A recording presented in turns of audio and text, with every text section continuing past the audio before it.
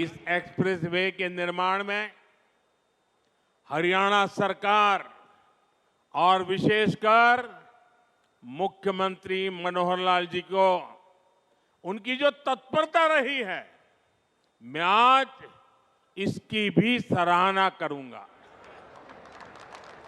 हरियाणा के विकास के लिए जिस तरह मनोहर लाल जी दिन रात काम करते रहे हैं, उसने राज्य में आधुनिक इंफ्रास्ट्रक्चर का एक बड़ा नेटवर्क तैयार कर दिया है। और मनोहर लाल जी और मैं बहुत पुराने साथी हैं। दरी पर सोने का जमाना था, तब भी साथ काम करते थे। और मनोहर लाल जी के पास एक मोटरसाइकिल रहती थी, तो वो मोटरसाइकिल चलाते थे, मैं पीछे बैठता था, रोहतक से निकलता था और गुरुग्राम आकर के रुकता था। ये हमारा लगातार हरियाणा का भ्रमण मोटरसाइकिल पे हुआ करता था। और मुझे याद है उस समय गुरुग्राम में मोटरसाइकिल पर आते थे, रास्ते छोटे थे, इतनी दिक्कत होती थी। आज मुझे खुशी हो रही है कि हम भी साथ हैं और आपका भविष्य भी साथ है।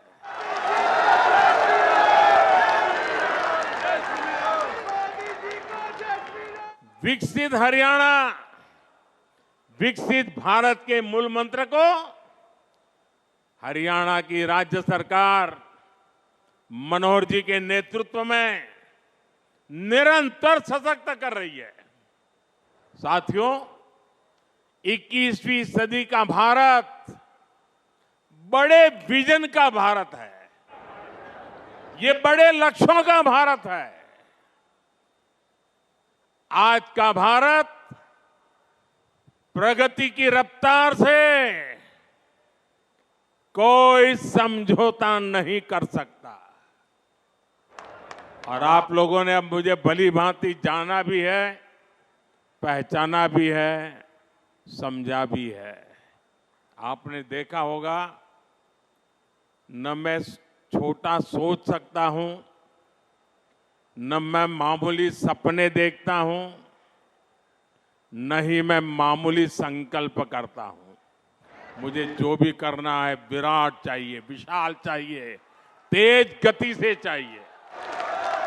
इसलिए कि मुझे 2047 में हिंदुस्तान को विकसित भारत के रूप में देखना है। दोस्तों,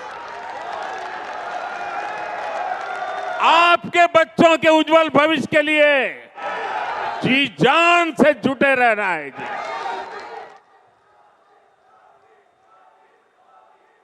साथियों, इसी रफ्तार को बढ़ाने के लिए हमने दिल्ली एनसीआर में होलिस्टिक विजन के साथ इंफ्रास्ट्रक्चर डेवलपमेंट का काम शुरू किया। हमने बड़े प्रोजेक्ट्स को तय समय सीमा में पूरा करने का टारगेट रखा। ये द्वारका एक्सप्रेसवे हो, पेरिफेरल एक्सप्रेसवे का निर्माण हो, ईस्टर्न पेरिफेरल एक्सप्रेसवे हो, दिल्ली मेरठ एक्सप्रेसवे हो, ऐसे अनेक बड़े प्रोजेक्ट्स हमारी सरकार ने पूरे किए हैं। और कोविड के 2 साल के संकट के बीच देश को इतनी तेजी से हम आगे बढ़ा पाए हैं। दिल्ली एनसीआर में पिछले 10 वर्षों में 230 किलोमीटर से ज्यादा नई मेट्रो लाइनें शुरू हुई है। जेवर में इंटरनेशनल एयरपोर्ट के निर्माण का काम तेज गति से आगे बढ़ रहा है। डीएनडी सोहनास पर जैसी परियोजनाएं भी निर्माण के अंतिम चरण में है। इन परियोजनाओं से यातायात तो आसान होगा ही, साथ ही दिल्ली एनसीआर की प्रदूषण की समस्या में भी कमी आएगी।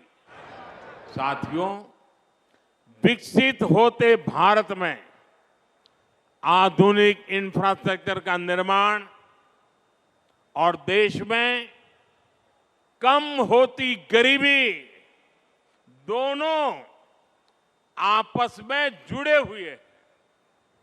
जब एक्सप्रेसवे ग्रामीण इलाकों से होकर जाते हैं, जब गांवों को अच्छी सड़कों से जोड़ा जाता है, तो गांव में अनेक नए अवसर लोगों के घर के दरवाजे तक पहुंच जाते हैं।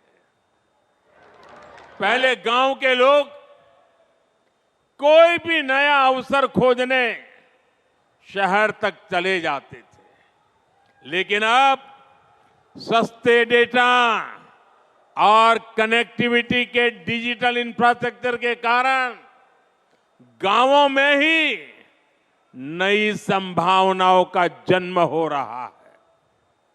जब अस्पताल, शौचालय, नल से जल और घरों का रिकॉर्ड गति से निर्माण होता है, तो सबसे गरीब को भी देश के विकास का लाभ मिलता है।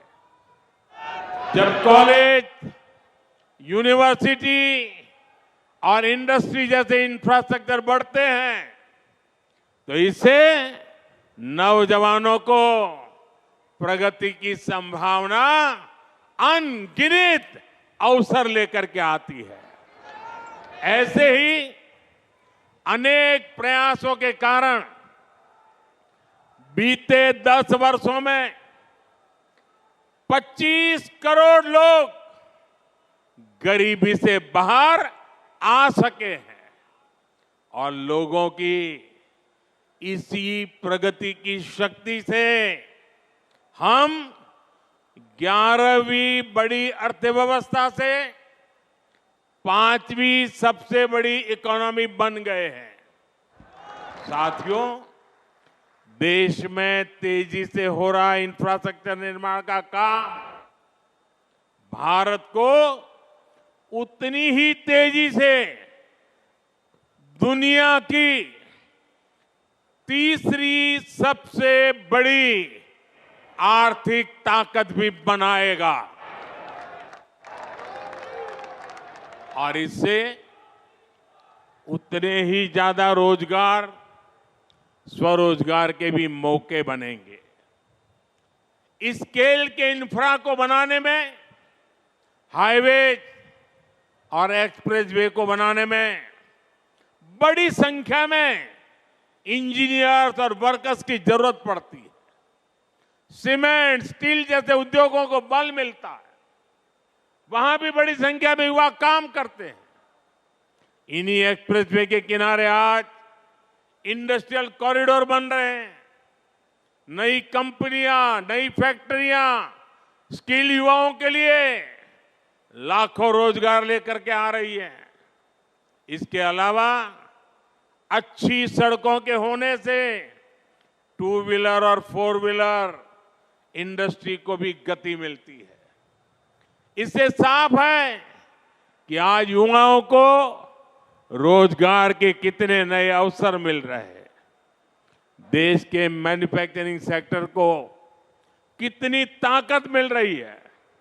साथियों, देश में लाखों करोड़ रुपए के इन विकास कार्यों से सबसे ज्यादा दिक्कत अगर किसी को है तो वो है कांग्रेस और उसके घमंडिया गठबंधन।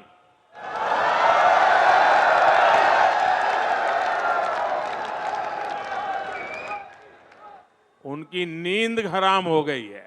इतने सारे विकास के काम और वो एक की बात कर रहे हैं तो मोदी 10 और कर देता है। उनको समझ ही नहीं आ रहा है क्या इतनी तेजी से काम भी हो सकते हैं क्या। और इसलिए अब विकास के मुद्दों पर चर्चा करने की उनकी ताकत बची नहीं है। और इसलिए वो लोग कह रहे हैं कि मोदी चुनाव की वजह से लाखों करोड़ रुपयों के काम कर रहा है। 10 वर्षों में देश इतना बदल गया, लेकिन कांग्रेस और उसके दोस्तों का चश्मा नहीं बदला है। इनके चश्मे का नंबर अभी भी वही है, all negative, all negative. Negativity और केवल नेगेटिविटी, यही कांग्रेस और इंडी गठबंधन वालों का चरित्र बन गया है। ये तो वो लोग हैं जो केवल चुनावी घोषणाओं की सरकार चलाते थे। इन्होंने 2006 में नेशनल हाईवे डेवलपमेंट प्रोजेक्ट के तहत 1000 किलोमीटर एक्सप्रेसवे बनाने का ऐलान किया था, लेकिन ये लोग घोषणा कर करके घोंसले में घुस गए, हाथ पर हाथ रख करके बैठे रहे। ईस्टर्न पेरिफेरल एक्सप्रेसवे की बातें 2008 में की गई थी, लेकिन इसे पूरा हमारी सरकार ने 2018 में किया। द्वारका एक्सप्रेसवे और अर्बन एक्सटेंशन रोड का काम भी 20 वर्षों से लटका था। हमारी डबल इंजन की सरकार ने सभी मुद्दों को सुलझाया और हर प्रोजेक्ट को पूरा भी किया। आज हमारी सरकार जिस काम का शिलान्यास करती है, उसे समय पर पूरा करने के लिए भी उतनी ही मेहनत करती है। और तब हम ये नहीं देखते हैं कि चुनाव है या नहीं। आज आप देख लीजिए, देश के गांवों को लाखों किलोमीटर ऑप्टिक फाइबर केबल से जोड़ा गया है। चाहे चुनाव हो या ना हो, आज देश के छोटे शहरों तक में एयरपोर्ट बनाए जा रहे हैं। चाहे चुनाव हो या ना हो, आज देश के गांव-गांव तक सड़कों का निर्माण किया गया है।